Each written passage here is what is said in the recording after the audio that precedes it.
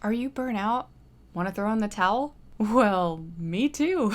Let's get out of here. Oh, hi. My name's Jessica, and welcome to my channel. Today we're going to chat about art block, specifically how to get out of that mindset. It's something that I think a lot of artists relate to. It's a symptom of burnout. I don't know a single person who hasn't gone through it.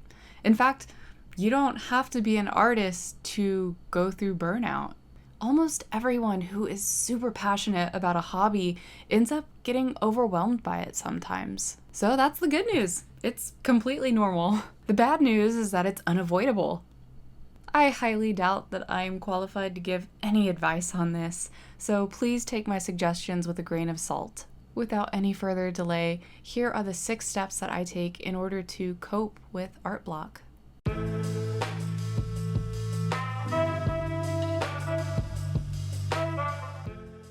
Step 1 is reprogram your thought process. Art block is temporary. You will not feel stuck in your creativity for the rest of your life.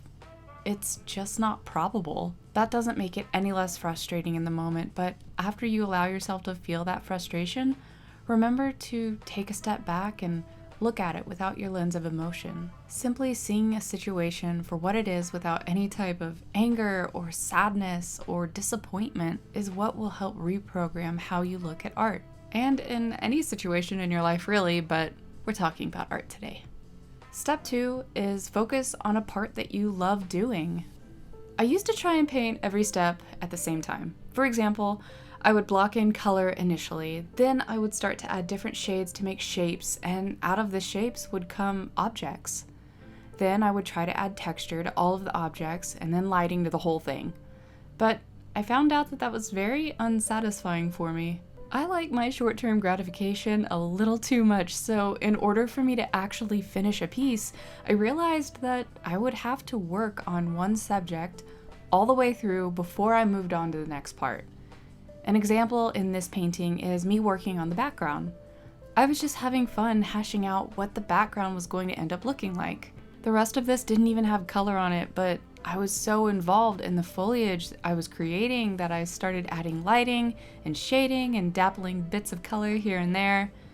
I practically had a completed background before I even moved on to coloring the rest of this. And it made me feel good. I got a glimpse of what the end result was going to look like, and I really liked it. Step 3 is learn more about the parts you are struggling with. Sometimes I have a technique in my head that I am so excited to do, and it's gonna look so cool, and I put all of this time and effort and energy into it. Afterwards, I get discouraged because it ended up not working the way I thought it would. But I've put so much energy into that, and I just don't feel like repainting it. Most of the time, this is whenever I experience the beginning of an art block. To try and counter this feeling, I'll try to look up specific tutorials. It could be anything like how to digitally paint moss on a rock. I'll browse a few videos and watch how others have tackled this problem, and then revisit my work of art to see if I can apply what I've learned. Step 4 is get inspired by others. Most of the artists that I end up following, I discover on short form content like YouTube Shorts or Instagram Reels. I've sort of built my algorithm around this subject because it's a happy place where I can go whenever I'm feeling down or under the weather. As I scroll through, I usually end up seeing some beautiful works of art that make me want to try and attempt something similar. Another way that I get inspired by other artists is I watch YouTube videos.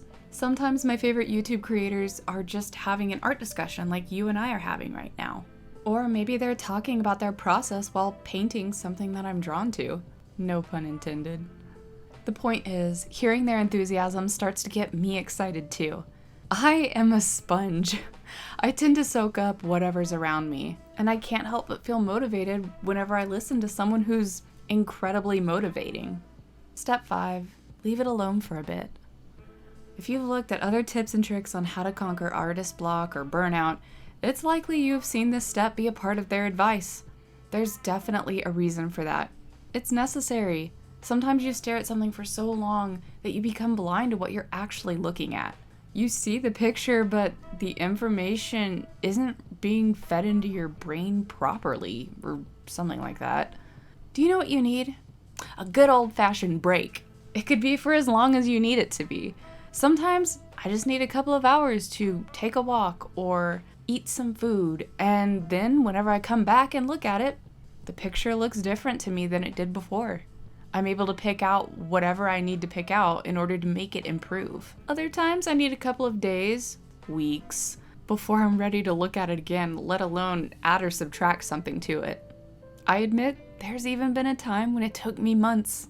And I'm not talking about like 1 or 2 months, I'm talking 10 months before I finally looked at that piece of art again. The reason why I had to take longer is because I forced myself to keep trying whenever I knew I just needed a break from it. So whenever I finally took that break, it translated into months instead of hours or days. Don't be me. Take a break before it gets too late. Step 6, let it go. If you are that unhappy with it, stop pushing yourself to love it. This loops back into the first tip. Art block is temporary.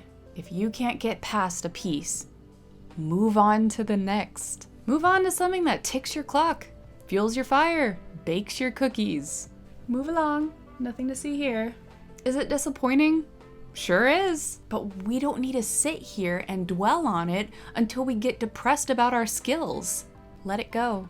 Not every single piece is gonna be a winner, and that's okay.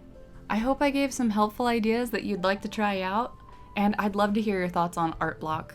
I'm always looking for advice on things like this because I have a tendency to burn out frequently. I'm thankful you stayed this long to watch. I appreciate you. Enjoy your next video. Bye!